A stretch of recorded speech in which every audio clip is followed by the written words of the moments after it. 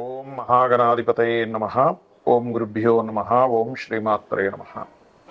అరుణాం కరుణాతరంగితాక్షీం ధృతపాశాంకుశపుష్పబాణచాపాం అనిమాదిభిరావృతాం మయూకైః అహమిత్యేవ విభావయే భవానీం. శ్రీమాత్రే నమః. ప్రేక్షకులకి ఆ లలితాంబిక అమ్మవారి యొక్క అనుగ్రహం పరిపూర్ణంగా కలగాలని మనస్ఫూర్తిగా కోరుకుంటూ మనం ఈరోజు సెప్టెంబర్ మాసంలో ఆ మాస ఫలితాలు ఏ విధంగా ఉన్నాయి, మరియు ఏ విషయాలు మీకు బాగా కలిసి వస్తాయి, ఏ విషయాల పట్ల మనం జాగ్రత్తగా ఉండాలి, అలాగే ఈ నెలలో అసలు గ్రహాలు ఏవేవి మారుతున్నాయి చూసుకున్నట్లయితే రవి 17వ తేదీ సింహరాశి నుంచి కన్యారాశిలోకి వస్తాడు. 16వ తేదీ ఏమో బుధుడు మారుతాడు. 15 మధ్యాహ్నం మారిపోతున్నాడు బుధుడు. అదేవిధంగా శుక్రుడు కర్కాటకంలో ఉన్న శుక్రుడు సింహరాశిలోకి కేతుతో కలిసి ఉంటున్నాడు సెప్టెంబర్ మాసంలో. 14వ తేదీ ఇన్ని రోజులు కన్యారాశిలో ఉండే కుజుడు తులలోకి, మరియు అదేవిధంగా కుంభరాశిలో రాహువు, మనకి మేన్ రాశిలో వక్రించిన శని, మిథునంలో గురువు ఉన్నాడు. ఇక 1వ తేదీ నుంచి మొత్తం 4 రోజుల పాటు మన చంద్రుడు 12 రాశులు సంచరిస్తాడు. ఈ యొక్క గ్రహస్థితిని అనుసరించి ఎవరెవరికి ఎటువంటి ఫలితాలు వస్తాయి అనేటువంటి విషయాలు చెప్తుంది నేనైనప్పటికీ కూడా చెప్పిస్తుంది సాక్షాత్ లలిత అమ్మవారిగా భావిస్తూ ఒక్కొక్క లగ్నం తెలియని రాశి గురించి తెలుసుకుందాం. కర్కాటకం వారికి కనుక చూసుకున్నట్లయితే లగ్నాధిపతి 1వ తేదీ నుంచి పడుతున్నాడు కాబట్టి 1వ తేదీ ఎట్టి పరిస్థితుల్లో సెప్టెంబర్ నెలలో ఎటువంటి ఇంపార్టెంట్ డెసిషన్స్ తీసుకోకండి. మీకు అష్టమంలో గ్రహణం పడుతుంది. అష్టమ గ్రహణం అనేటువంటిది అది న్యూట్రల్, అది గుడ్ కాదు బ్యాడ్ కాదు. కాకపోతే కాస్త జల ప్రదేశాలకు వెళ్ళినప్పుడు 7-8 తేదీలు కొంత జాగ్రత్త వహించాలి. ఇన్సూరెన్సెస్ రిలేటెడ్ సంబంధించిన ఏమైనా ఉంటే అవి కొంచెం క్లియర్ చేసుకోవాలి. కాకపోతే 14వ తేదీ నుంచి శుక్రకేతువులు 2వ స్థానంలో ఉంటున్నారు కాబట్టి 14వ తేదీ నుంచి ఒక 25 రోజుల పాటు మీరు ఎవరికైనా ధనాన్ని ఇవ్వడము తీసుకునేటువంటి అంశాలలో కాస్త జాగ్రత్తగా ఉండాలి. 14 తర్వాత ఎప్పుడైతే కుజుడు 3వ స్థానం నుంచి మారిపోతున్నాడో కొంత కోప స్వభావంగా కొన్ని గొడవల వరకు జరిగినవి కొంతవరకు తగ్గుముఖం పడతాయి. మరియు 3వ స్థానంలో ఎప్పుడైతే బుధుడు రవి ఉన్నారో ఈ 2 గ్రహాల యొక్క కలయిక, ముఖ్యంగా మీరు ఏదైనా అగ్రిమెంట్ రాసుకోవడానికి లేకపోతే ఏదైనా కొత్తది ప్రారంభించడానికి బుధాదిత్య యోగం 3వ స్థానంలో ఉంది కాబట్టి కొత్తగా ధైర్యంగా కొంత ప్రారంభించడానికి అనుకూలత ఉంటుంది. కాకపోతే ఇక్కడ 4వ స్థానంలో కుజుడు ఉన్నందుకు, 4వ అధిపతి శుక్రుడు కేతువుతో ఉన్నందుకు కొంత భూ సంబంధించిన లేనట్లయితే ఎవరైనా వీళ్ళు మన విద్యార్థులు విద్యా సంబంధించినటువంటి విషయాల్లో ఏదైతే ఉంటుందో ఆ యొక్క అంటే ఏదైనా కొత్త కోర్స్ చేయడం ఇట్లాంటి వాటిలో కొంత స్ట్రెస్, కొన్ని అనుకూలత కూడా ఉంటాయి, అందులో ఎటువంటి సందేహం లేదు. అలాగే మరొక విషయం ఏంటంటే ఇక్కడ శని భగవానుడు సప్తమాధిపతి అయినటువంటి శని భాగ్యస్థానంలో ఉండి వక్రించి అష్టమం వైపు వస్తున్నది కొంచెం వివాహ సంబంధించిన విషయంలో కొంత ఆలస్యం అవుతుంది. విదేశీ సంబంధాలు కుదురుతాయి. మరియు అలాగే కొంత మీ జీవిత భాగస్వామి ఆరోగ్య విషయంలోని కొంత పార్ట్నర్స్ విషయంలో కూడా కొంత స్ట్రెస్ అనేటువంటిది ఉంటుంది.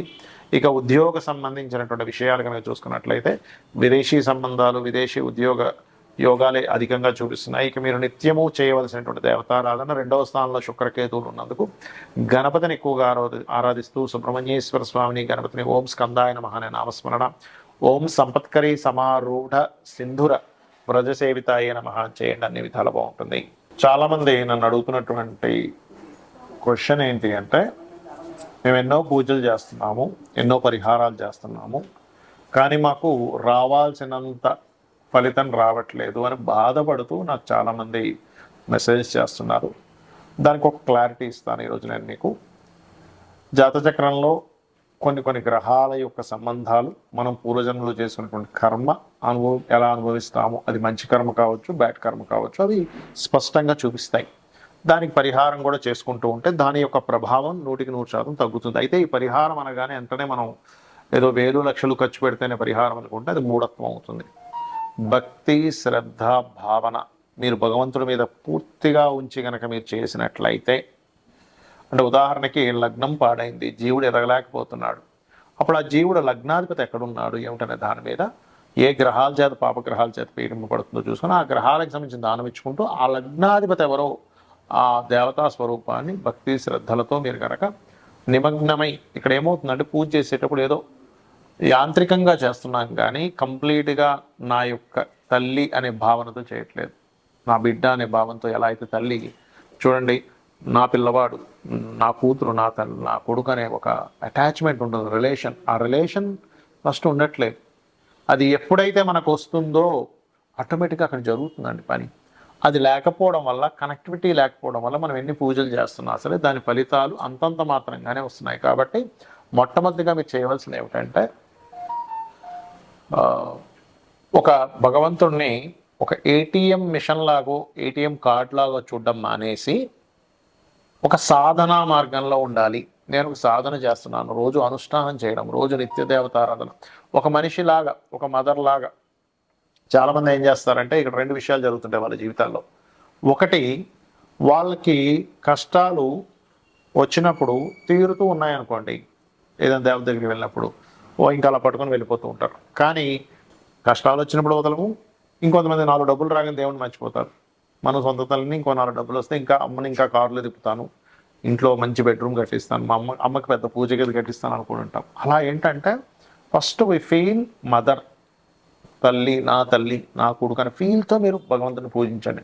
అప్పుడు మీరు ఎటువంటి పరిహారం చేసినా సక్సెస్ అవుతుంది. అయితే ఈ పరిహారం చేసుకునే విషయంలో పాయింట్ పట్టుకోగలగాలి కరెక్ట్గా. ఎలా అయితే మెడికల్ రంగాల్లో మనకి ఏదైనా ఒక ప్రాబ్లం వచ్చినప్పుడు దానికి సంబంధించినటువంటి ఆ మెడిసిన్ వాడతాం, అది ఇంజెక్షన్ కావచ్చు, ట్యాబ్లెట్ కావచ్చు, చిన్న సర్జరీ కావచ్చు, అలా పాయింట్ పట్టుకోగలగాలి. ఇక మీకు ధనం రావట్లేదు, ధనాధిపతి ఎవరు, అసలు మీ లగ్నం ఏమిటి, మీ ధనాధిపతి ఎవరు, ఎందుకు రావట్లేదు అనేది పట్టుకోగలగాలి. మూడో అధిపతి, థర్డ్ లార్డ్ అయినప్పుడు మూడో స్థానాధిపతి ఎవరు అంటే రిలేషన్స్ ఎందుకు సరిగా ఉండట్లేదు, మీ అన్నదమ్ములతో కావచ్చు, అక్క చెల్లెలతో కావచ్చు, ఎక్కడ ప్రాబ్లం వస్తుంది, పాస్ట్ లైఫ్లో చేసిన కర్మ ఏమిటనే దాన్ని పట్టుకోగలగాలి. దాన్ని రెమెడియల్గా చేసుకుంటూ దాని మీద మీ యొక్క ఆలోచన విధానం కానివ్వండి, మీ యొక్క తత్వం కానివ్వండి మారగలగాలి, గుర్తుపెట్టుకోండి. అలాగే ఏ డైరెక్షన్ ఉండే అన్ని డైరెక్షన్స్ మంచివేనండి. వాస్తులు ఎక్కడ కూడా ఈ డైరెక్షన్ మంచిది కాదని చెప్పలేను, ఆల్ డైరెక్షన్స్ ఈజ్ గుడ్. కాకపోతే అందులో మీకు ఏది బాగా కలిసి వస్తుంది, ఏ ఫేసింగ్ మీకు బాగా కలిసి వస్తుంది, ఎప్పుడు గృహం కట్టుకుంటే మంచిది, ఇవి తెలుసుకోగలగాలి. అంతేగాని ఆ గృహంలోకి వెళ్ళి నాకు ఇబ్బంది అయిందండి, ఈ గృహంలోకి వచ్చాక బాగుందండి కాదు. అది మీకు ఎందుకు ఇబ్బంది అయింది, ఇది ఎందుకు మీకు బాగుంది. అలాగే సంతానం విషయం కావచ్చు, వివాహం విషయం కావచ్చు, రుణరోగ శత్రుత్వాలు ఎందుకు ఏర్పడుతున్నాయి కావచ్చు, వివాహం ఎందుకు డిస్టర్బ్ అవుతుంది అనేది కావచ్చు, విదేశాలకు వెళ్ళి ఎందుకు ఇబ్బంది పడుతున్నాను, బికాజ్ విదేశీ యోగాలు ఉండవు, కొంతమంది బలవంతంగా వెళ్ళిపోతారు. అక్కడ మీకు యోగం లేనప్పుడు ఎలా అంటే ఒక బ్లడ్ గ్రూప్ ఉన్న వ్యక్తి ఆ గ్రూప్ ఉన్న బ్లడ్ని మీరు కనుక బ్లడ్ తగ్గినప్పుడు ఎక్కించుకుంటే దాని యొక్క ప్రభావం మీకు జీవితాన్ని ఇస్తుంది. కానీ మీరు వ్యతిరేకమైనటువంటి బ్లడ్ గ్రూప్ ఎక్కించుకున్నారు, అప్పుడు ఏమవుతుంది, ప్రాణానికి ఎలా అయితే ఇబ్బందో, మీరు ఎక్కడుంటే మీ యొక్క జీవితం అద్భుతంగా ఉంటుందో, మీకు దశ చక్కగా మారుతుందో అటు వెళ్ళాలి. అది మీరు అర్థం చేసుకోవాలి జ్యోతిష్ శాస్త్రంలో. అంతేగాని జ్యోతిష్ శాస్త్రంలో జాతకం చూసే శని పీడించేస్తున్నాడు, శని తినేస్తున్నాడు, కాలసర్పయోగంలో సర్పాలు పట్టేస్తున్నాయి, ఇవి కాదండి జ్యోతిష్ శాస్త్రం అంటే. మీకు దిశానిర్దేశాన్ని చూపించేది.